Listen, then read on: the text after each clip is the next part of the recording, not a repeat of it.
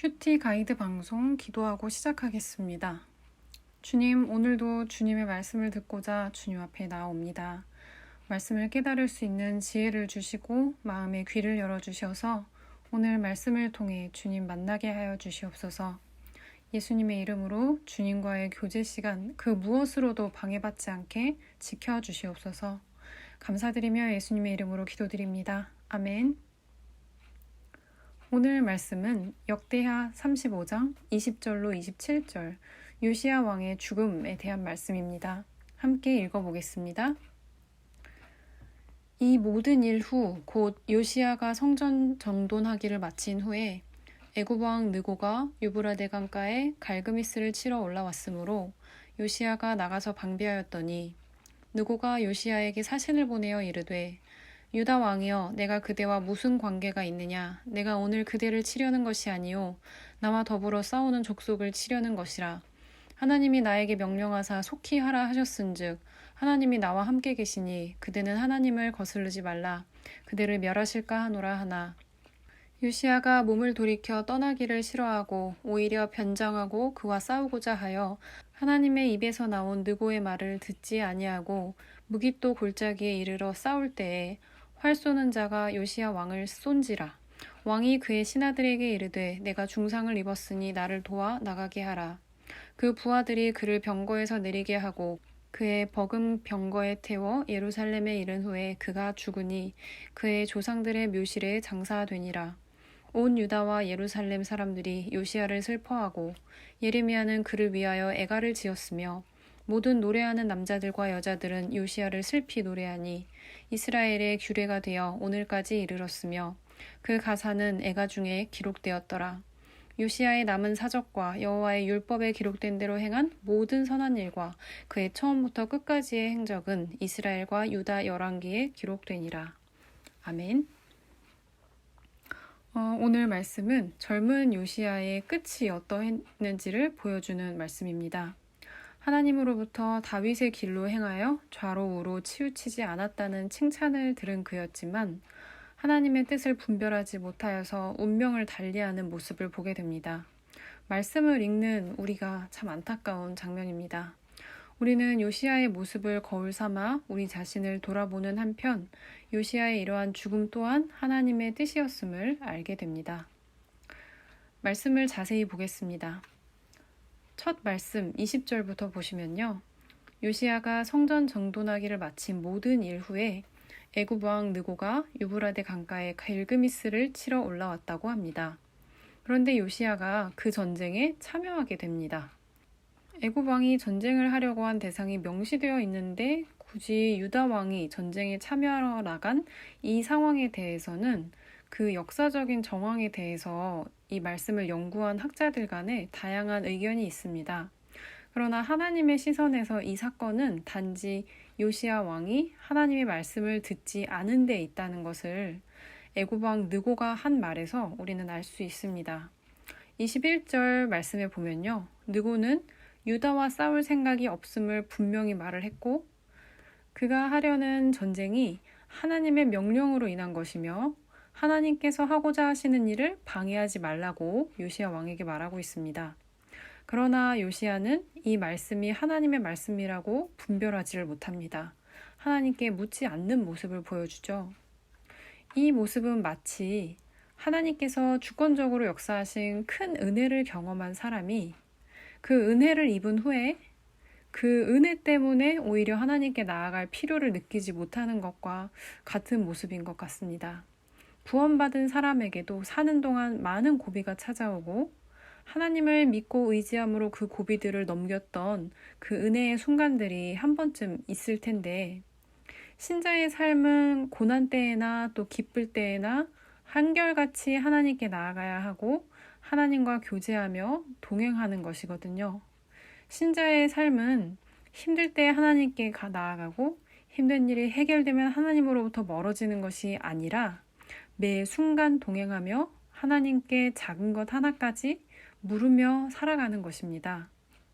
영의 양식인 말씀을 밥 먹듯이 먹고 기도를 호흡하듯이 함으로 우리는 하나님과 교제하고 동행할 수 있는 것입니다.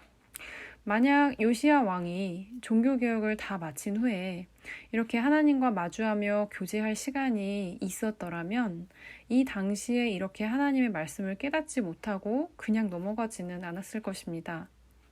큐티인에서는 이러한 하나님과의 교제를 내면의 개혁이라고 소개하고 있습니다. 요시야 왕이 외적인 개혁은 이루었지만 날마다 새로워져야 하는 내면의 개혁에는 실패했다고 말하고 있습니다. 오늘 신자인 저와 여러분은 어떤지 한번 생각해 보길 원합니다. 어떤 모습으로 하나님과 교제하고 있으신가요? 또 어떤 모습으로 내면의 개혁을 이루어가고 계신지요? 말씀과 기도 생활을 점검해 보시길 바랍니다.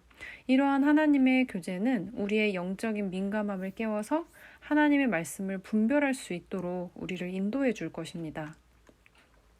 다음 말씀 22절과 23절을 보겠습니다. 하나님의 말씀을 분별하지 못한 요시야 왕은 전쟁에 참여합니다. 변장까지 하고 굳이 그와 싸우러 나갔습니다. 그러나 곧 활에 맞아 중상을 입게 되죠. 요시야가 간과한 것, 그리고 오늘 우리가 쉽게 놓치는 것이 뭘까요? 하나님께서는 애굽인을 통해서도 말씀하시며 애굽인을 사용하셔서 하나님의 뜻을 이루어 가기도 하신다는 것입니다. 애굽이란 나라와 애굽인은 이방인이자 이스라엘의 적이었습니다. 그러나 우리 하나님께서는 세상이 창조주이시고 역사를 주관하시는 분이시기 때문에 모든 것을 들어 쓰시는 것입니다. 그러니 여러분, 우리의 실생활에서 하나님께서는 누구든지 누구를 통해서든지 우리에게 말씀하실 수 있다면 심지어 내가 생각하기에 저 사람은 하나님하고는 정말 상관이 없는 사람이다. 저 사람은 아니야. 라고 생각하는 사람을 통해서도 하나님께서 나에게 말씀하실 수 있다면 우리가 얼마나 깨어 있어야 할까요? 우리가 이 세상을 사는 동안 분별해야 할 것과 선택해야 할 것은 참 많습니다. 그때 여러분께서 하나님의 음성을 듣기를 원하고 하나님께서 기뻐하시는 선택을 하시길 원하신다면 우리는 반드시 그 영적인 민감함을 키워야 합니다.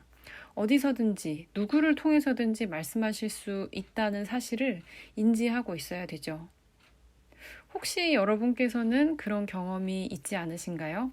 환경과 주변 사람을 통해 주시는 하나님의 말씀을 듣지 않다가 크게 화를 입으신 적이 혹시 있진 않으신지요?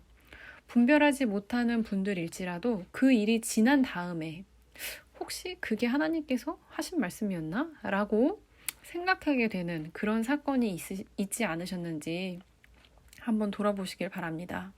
그리고 앞으로는 그러한 하나님의 음성을 분별하여 듣기를 원한다고 오늘 간절히 기도하시는 시간 되었으면 좋겠습니다. 마지막으로 온 이스라엘이 슬픔이 되었다는 요시야의 죽음을 살펴보겠습니다. 화살을 맞아서 중상을 입은 요시야 왕을 부하들이 예루살렘으로 옮겨왔는데 그는 그만 죽고 말았습니다. 그는 그의 조상들의 묘실에 장사되었고 온 유다와 예루살렘 사람들이 그의 죽음을 슬퍼했습니다. 대선지자 예레미야는 그를 위해서 애가를 지었죠. 하지만 사실 그의 죽음은 하나님께서 그를 사랑하신 결과였습니다. 앞서 읽으셨던 34장 27절 28절에서 여선지자 훌다로부터 이 요시야 왕은 하나님께 겸비함으로 인해서 하나님께서 유다에는 재앙을 보내실 것을 작정하셨지만 요시야 왕에게는 내가 평안히 조상들의 묘실로 들어가겠다라는 말씀을 받게 되는 것이죠. 이 말씀을 통해서 우리가 묵상해 볼 수 있는 것은 내가 나중에 눈을 감은 후에 하나님과 믿음의 지체들은 나에 대해서 어떤 증언을 해줄 것 같은가 생각해 보는 것입니다. 현재 나의 모습을 정확히 바라봄으로써 우리는 앞으로 어떻게 살 것인지를 생각해 볼 수 있습니다. 날마다 회개하고 날마다 거듭나는 그리스도인들에게는 지금 내가 어떤 선택을 하는지가 참 중요하거든요. 나는 부활하신 예수님이 그 이기신 능력을 힘입어서 오늘 죄를 이길 선택을 할 수 있다. 이 믿음의 선택으로 우리의 미래는 바뀔 것입니다. 오늘 하루도 말씀을 의지하여서 순종해 나아가시는 여러분이 되시기를 기도하겠습니다. 네, 그러면 이어질 여러분의 묵상을 위해서 기도해 드리겠습니다. 주님, 요시야와 같이 다윗의 길로 행하여 하나님을 기쁘게 한 이 왕의 이야기를 주셔서 감사합니다. 그의 모습을 통해 오늘 우리를 돌아보아 부족한 것은 무엇인지, 또 고치고 발전시켜야 할 부분이 무엇인지 깨닫게 하여 주심에 감사드립니다. 주님의 말씀을 거울 삼아 우리의 옷매무새를 다듬게 하셔서 오늘 하루 주님의 귀한 사람으로 살게 하여 주시옵소서. 묵상하시는 우리 성도님들 모든 시간에 동행해 주실 것을 믿습니다. 예수님의 이름으로 기도드립니다. 아멘.